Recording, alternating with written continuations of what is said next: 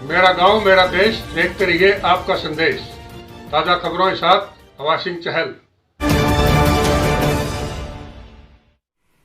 Hello दोस्तों, नमस्कार। मैं हवा सिंह चहल, संपादक आपका संदेश। दोस्तों, हरियाणा का राजनीतिक इतिहास, इसके मैं आपको 22 भाग सुना चुका हूं। आज है भाग नंबर 23।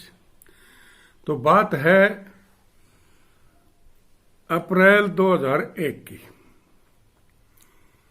तो 31 मार्च को प्रदेश में ओलावृष्टि हुई थी और उस टाइम पर 6 अप्रैल सन 2001 को चौधरी देवीलाल जी का देहांत हो गया था हफ्ते बाद। तो उस टाइम का मैं चौधरी देवीलाल का जो खास एक मर्म और दर्द था वो आपको बताना चाहता हूं दोस्तों। तो उन्होंने कितनी चिंता थी इस बात की, ये मैं आपको इन बातों से पता लग जाएगा आपको। जब चौधरी देवीलाल की मृत्यु हुई उससे ठीक एक हफ्ता पहले लगभग सारे हरियाणा में ओले पड़े थे उस टाइम, और चौधरी ओम प्रकाश चौटाला चीफ मिनिस्टर थे।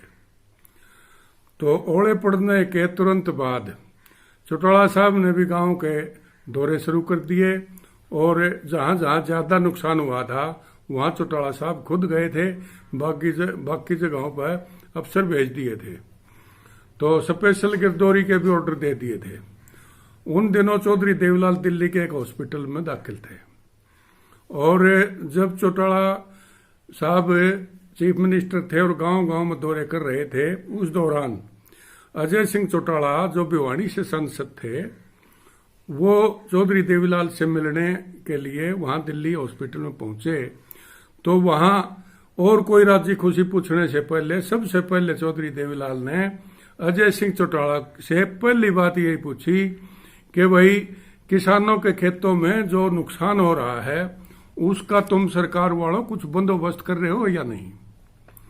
तो उन्होंने विश्वास दिलाया कि मुख्यमंत्री जी गांव गांव घूम रहे हैं और सारे प्रदेश में स्पेशल सर्वे के ऑर्डर दे दिए गए हैं। तो इस पर ताऊ ने अपनी चिंता व्यक्त करते करते और आखिरी में यही कहा, भाई देखो किसानों का दर्द जरूरी है समझना, बाकी काम तो होते रहेंगे, किसी का भी मुआवजा बाकी न रह जाए। ये बात चौधरी देवीलाल जी ने कही थी।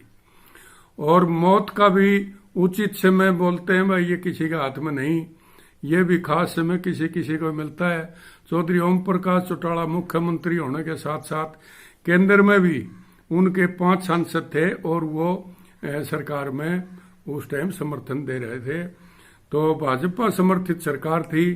चौधरी देवीलाल की राजकीय सम्मान के साथ वहां यमुना किनारे पर किसान घाट पर चौधरी चरण सिंह की समाधि के साथ में ही उनकी दाह संस्कार किया गया था। और उस टाइम पर इतनी भारी भीड़ वहां थी, मैं भी उस टाइम वहां उस भीड़ का एक हिस्सा था। तो मैंने देखा चौधरी देवीलाल जी को उनके परिवार से ज्यादा दूसरे लोग ज्यादा याद कर रहे थे। तो उस समय की उनकी शोक सभा में देश भर से और लाखों की हाजिरी में इतनी जनता जुड़ी थी।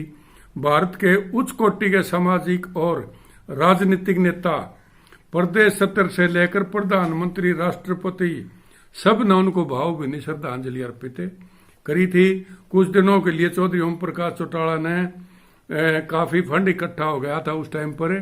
तो उन्होंने एक चौधरी देवीलाल का जो एक ट्रस्ट उनके नाम से बनाया था ताकि उनकी यादगार में कुछ बनाए जाएं, पार्क वगैरह, तो वो स्थापित कर दिए जाएं। और उन्होंने एक ट्रस्ट का गठन किया, यादगारी कोष बनाया। और चौधरी सुल्तान सिंह जो करंट कांग्रेसी होते थे किसी टाइम में, वो चौधरी ओम प्रकाश चौटाला से बाद में आ मिले थे। कई नेता ऐसे थे जो पूरी उम्र कांग्रेस में रहे, लेकिन अंतिम समय में वो चौधरी देवीलाल के साथ आ मिले थे। इनमें एक तो अपने पूर्व स्पीकर चौधरी स्वरूप सिंह भी थे, और इसी तरह चौधरी सुल्तान सिंह जो हमेशा पूरी जिंदगी कांग्रेस में रहे, लेकिन अंतिम समय में वो चौधरी देवीलाल के समर्थन में आ गए थे। और ओम प्रकाश चौटाला ने उनको चौधरी देवीलाल का जो ट्रस्ट बनाया था यादगारी कोष, उसके उनको अध्यक्ष बना दिया गया था। चौधरी देवलाल को चिंता किसानों की थी और इसलिए वो चिंता लेकर ही अपने चले गए और उन्होंने बार बार ये मांग उठाई कि भाई किसानों का मुआवजा और उनका जितना हर्जाना है उसमें कोई कोताही मत बरत लेना, वो पूरा करना है। तो लेकिन हुआ कुछ और, कुछ तो सरकारी अमला जो था उन्होंने पूरी तरह गिरदौरी नहीं करी और कुछ बजट का भी कुछ मुझे लगता है कि उस टाइम कमी आगे आड़े। पूरे हरियाणा में बहुत से लोग बिना मुआवजे के रह गए और उन्होंने साफ साफ कहा कि भाई इतना फर्क है। जरूर चौधरी ओम प्रकाश चौटाला बढ़िया राजनीतिक है, कुशल राजनीतिक है, लेकिन जो सोच चौधरी देवलाल की थी उसमें इसमें अब फर्क आ गया है। अगर चौधरी देवलाल जिंदा होते या इनकी जगह वो चीफ मिनिस्टर होते तो हर एक आदमी को आज मुआवजा मिलना था। ये दर्द उनका खुलकर सामने आया किसानों का। मैंने भी कई लोगों से पूछा कि भाई आप कैसा महसूस कर रहे हो, तो उन्होंने कहा जी अब की बार किसी ने तो मुआवजा बिल्कुल ही नहीं मिला और जिसको मिला तो वो नाकाफी था। तो उनका कहना यही था अगर था इस टाइम जिंदा होते तो हमारा जरूर पूरी मदद मिला रहे, लेकिन भाई हम वैसे तो ठीक है ले सरकार ने जो कर दिया लेकिन हम संतुष्ट नहीं हैं। तो ये बात उन्होंने खुल के कही थी। तो इसी तरह फिर चौटाला साहब सन 2000 से 2005 तक अपने 5 साल के शासनकाल में हालांकि पूरी मुस्तैदी के साथ गली गली गांव गांव घूमे, खुले दरबार लगाए और खूब काम करने में अपनी तरफ से कोई कोशिश कमी नहीं छोड़ी उन्होंने। सरकार आपके द्वार कार्यक्रम के साथ साथ ग्रामीण विकास को गति देने के लिए नई पंचायतों का चुनाव हो चुका था और पंचायतों के समानांतर गांव में विकास समितियों का भी गठन कर दिया गया था ताकि फंड का दुरुपयोग ना हो और पूरी निगरानी के साथ गांव में पूरा पैसा लगे, कोई बेईमानी हेराफेरी ना हो।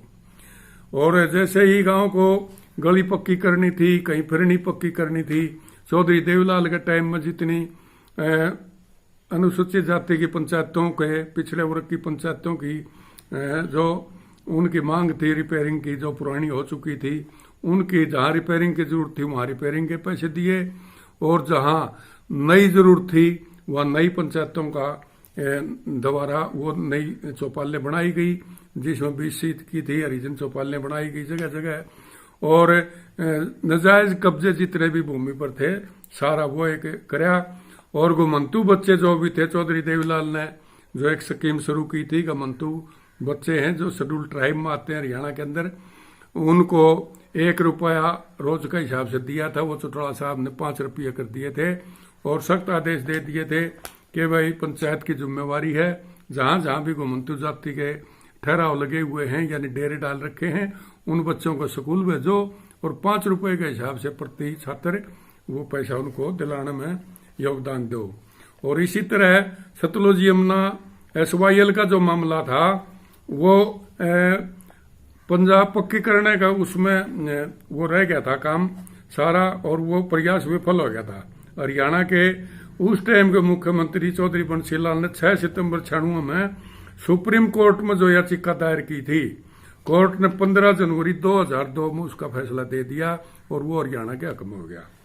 तो हरियाणा के हक में होते ही चौटाला साहब ने फिर उसकी पैरवी का श्रेय लेते हुए पूरा हरियाणा में दौरे करे और हर जगह उसको बनाने की कोशिश करी और उन्होंने कहा हमने अच्छी तरह पैरवी करी है, इसलिए ये हरियाणा के हक में फैसला होया है। और इसी दौरान कांग्रेस से एक विधायक थे JP शर्मा जो कि यमुनानगर से विधायक बने थे। 20 फरवरी सन 2020 की तिथि उनके विधानसभा उपचुनाव की घोषणा होगी थी उत्तर प्रदेश चुनाव के साथ और इस पॉइंट के ऊपर ही और जगह जगह जो खुले दरबार थे उनकी पॉपुलरिटी के हिसाब से चौधरी ओम प्रकाश चौटाला ने वो कांग्रेस की जो सीट थी जो JP के मरने से खाली हुई थी वो शर्मा जी के निधन से खाली सीट पर एक और सीट जीत कर इजाफा किया और उनके वहां पर विधायक बने। अगली इससे आगे की जो राजनीति है उसके बारे में भाग नंबर 24 में आपको बताऊंगा। तब तक के लिए आपका बहुत बहुत धन्यवाद। और अगर आपने आपका संदेश चैनल को सब्सक्राइब नहीं कराया तो सब्सक्राइब दोस्तों जरूर कर लो और अगर आपको ये अच्छा लगा है तो इसको लाइक भी कर दिया करो, कोई न कोई कमेंट जरूर डालो ताकि मुझे पता लगे आपकी पसंद क्या है, आप क्या चाहते हैं, किस हिसाब से मैं आपको ये प्रस्तुत करूं और मैं आपको नई नई जानकारी देता रहूंगा। ये आपका चैनल है, इसको ज़्यादा से ज़्यादा देखो और इसको बढ़ावा दो, सब्सक्राइबर बढ़ाओ, और जो ही कोई खास बात आएगी मैं आपको फिर प्रस्तुत करूंगा।